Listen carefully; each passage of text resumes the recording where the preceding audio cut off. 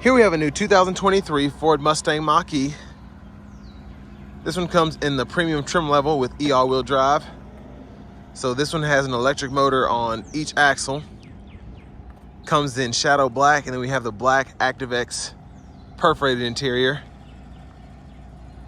And then this is mated with a 70 kilowatt hour standard range battery. But as you come around to the front end here, we do get our LED headlamps along with LED daytime running lights, and the lights don't flash like that. That's just how my camera's picking them up. But love the styling of the Mach-E's. I have a red California Route 1, so obviously I'm a little biased, but this is one of the best looking EVs out in my opinion. And we do get 19-inch aluminum wheels. I like these. I like them better than the Mach-E GT wheels actually. But our charge ports here, we can do a 120 or 240 there, and then that's for the DC fast charge. I think this still takes 150 kilowatts max at a DC fast charge station. But we get passive keyless entry. And then over here we have our controls for our power folding side mirrors. Those have blind spot monitors. And then we have electronic child door locks as well as rear window locks there. And then we can choose a side, turn the mirrors on and off, and then adjust using this dial for the power mirrors. And then one touch automatic up and down on all four doors there for your windows. Now power door locks are here, and then to set your memory seats, all you have to do is just hold whatever setting you want to set it to, and it'll beep at you. We have a B&O sound system, bottle holder, storage back there. And then over here, traction control, brightness for the gauge cluster, defrost, and then headlamp control. So that's off, corners, automatic, and then on. And then you just pull this twice to get the hood open. And there we have an adjustment to manually tilt and telescope the steering wheel. And here we have a power driver's seat with power lumbar support. But I have that seat up front adjusted for someone of my size, being 6'3" with longer legs. But before we check out the rear leg room, huge shout out to Ford of Franklin for allowing me to review this car today. I'll leave a link below to it in the description below. I don't know why I always say below twice, but sorry. Now I've said it 3 times. But anyways, pause anywhere you need to if you want to get a closer look at the window sticker. Hopefully it's all picking up. It's super bright out right now. But sticker's right at $55,795. Let's go ahead and check out this space, which I pretty much know how it's going to be again because I have one of these. But so decent leg room for this vehicle. I'm able to sit back here when I have this. I have it leaned back a little bit more than I have it set in my car with the memory seats, but usually I can sit back here without my knees touching, and it's pretty comfortable. But we do get seat back pockets on both sides. Rear AC vents are down here, and then you have a USB-C, USB-A charge port duo there. Now, one of the best and worst things about this car, I think, is this glass panoramic roof.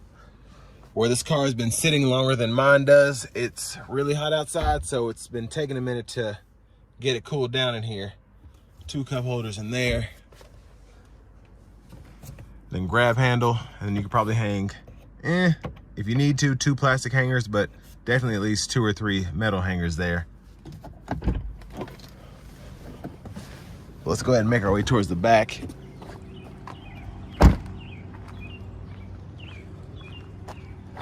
So we get full LED taillights here. They don't flash like that, again, it's just the camera, but love that look. And your backup camera's right in there. And then one of the best things about this, having this premium trim level, is you do get the power lift gate, and my California Route 1 does not have that, but I don't really care, it didn't bother me any. Then you have a tire inflator kit down there. And then you can put stuff on either side here to keep it from rolling around, but you want to keep it in the trunk. You have that capability. 12 volt hooks on the side here if you want to hang a bag or 2 or whatever.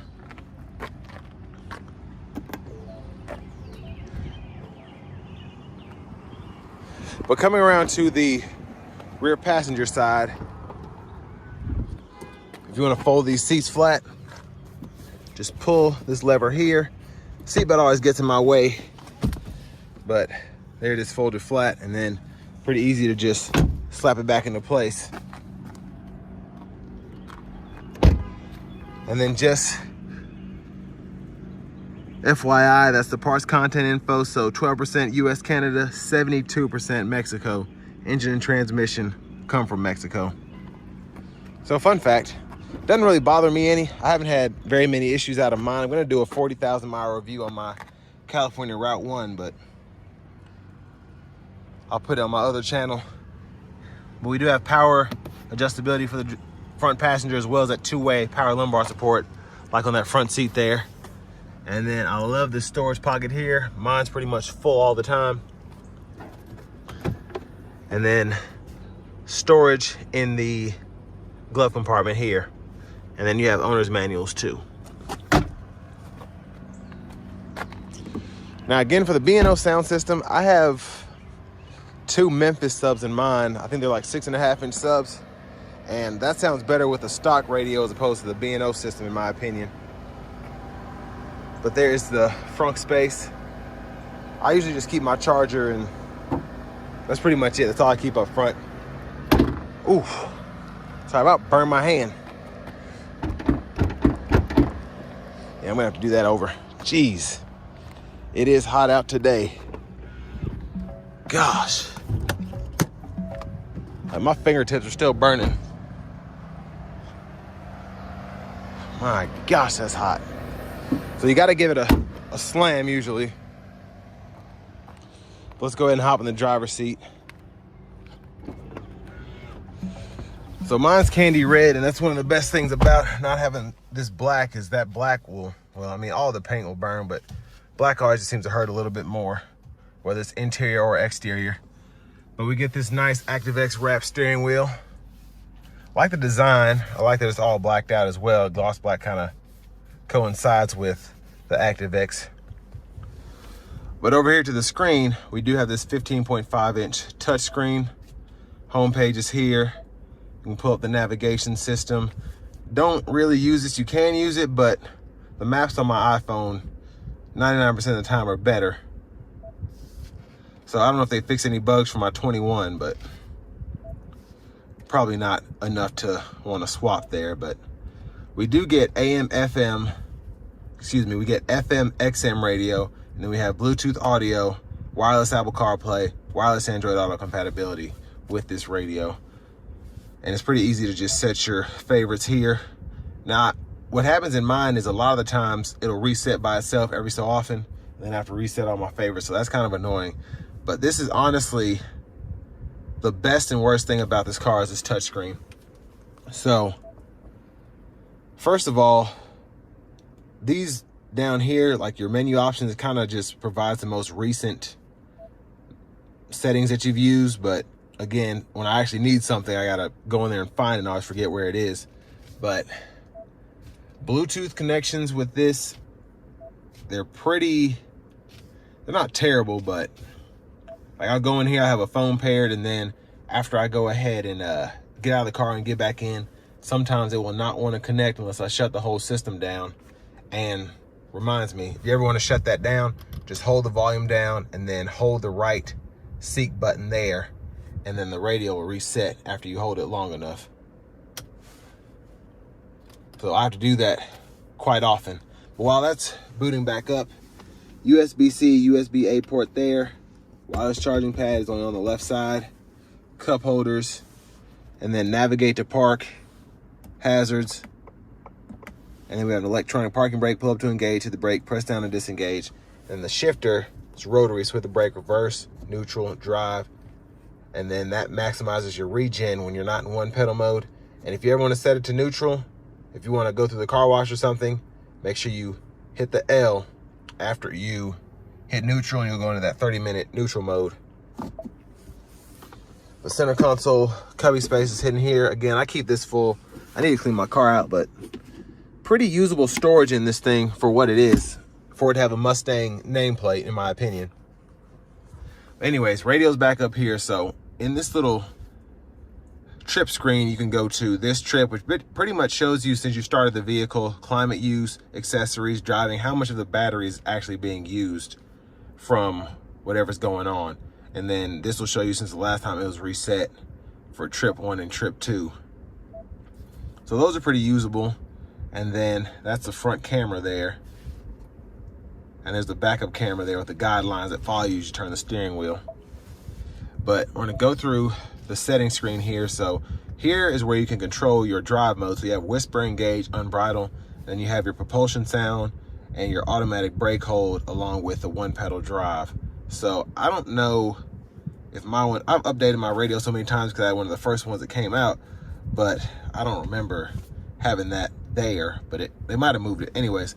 But when you have subs hooked up, because the propulsion sound comes through the speakers, I definitely, if you get that, recommend turning this off. Plus, I just don't really need it, but 99% of the time I keep my car on unbridled because I drive it. I drive it hard, so. But long road trips, whatever, I use whisper. Driver assistance, you can go in here if you ever want to change your cruise control from adaptive to normal. You have to have the vehicle stop, I'm pretty sure. And then lane centering, I like to keep that on with the hands-free. Lane change assist, I don't think I have that in mine. Again, this one is a premium. Mine's a California Route 1 too, so I don't know if that makes a big difference. But you have your entertainment here, so you can pull up YouTube and all of that. And again, I don't know if that's part of an update, but I didn't have that on mine when I first got it. But climate controls are always down here on the bottom part of the screen, which I like how they did that, even though they can be a little wonky as well. You get the 3-stage auto mode, high, mid, and then low for your levels. And then to turn the auto mode off, you can just turn the knob there. And again, this was something else that it used to be, you'd hit this and then you'd have a drop down menu, use with your finger, but now it all goes off the knob here. So again, gift and a curse. But AC toggles there, heated steering wheel toggles there, and then you have your 3-stage heated seats, or you can set it to an auto mode there. But I like to keep that off when it's 90 degrees out like it is today. And then you can hit that to pull up actually where the fan speed is, or where the circulation is coming from, excuse me. And then you can set your dual mode on and off there, and then you can turn your heat on and off as well, and then max AC, and then close your vents off there. And then hit that power button, you cut the whole system off. So again, it's a pretty, once you get used to it, it's not terrible. There's just a lot of gimmicky stuff where you're like, I don't know why they did that. But there's a view of the back seat from up here. One more look at that roof. Again, that does not open. And then you have a sunglasses holder here. Dome lights are here. And then back to the steering wheel, blinker, and then toggle your high beams on and off and flash there. And then you have automatic windshield wipers. So there's one time, auto, low, high, and you can adjust the sensitivity of your auto wipers right here. And then your rear wiper is there, that's off, intermittent, and then on. And then pull back for the rear wiper fluid, push up for the front wiper fluid. And then for your safety system, this is the indicator, so that makes sure you're paying attention to the road. It'll tell you to keep your hands on the wheel and watch the road if it senses you not doing that. But you can turn the cruise on and off here, and then that'll indicate what's going on your little productivity screen here. And then you can adjust the gap there. And then if you have lane centering on, or whether you just have the lane keeping system on, you can turn that on and off there, and then set cancel for the cruise. And then you have voice recognition, Bluetooth, volume controls, trackless controls there. There's your push button start. And there's one more thing. This is one of my favorite things about this car, is I love the vanity mirror, how you have the white lights there. It feels like you're on an airplane. But finally, here's the key fob. And you do have the option to get something through your phone as well. You can use the app to start it up and unlock or lock the doors, but I usually just use the fob. But next is go ahead and take this Mach-E Premium E all-wheel drive out on the road for a test drive.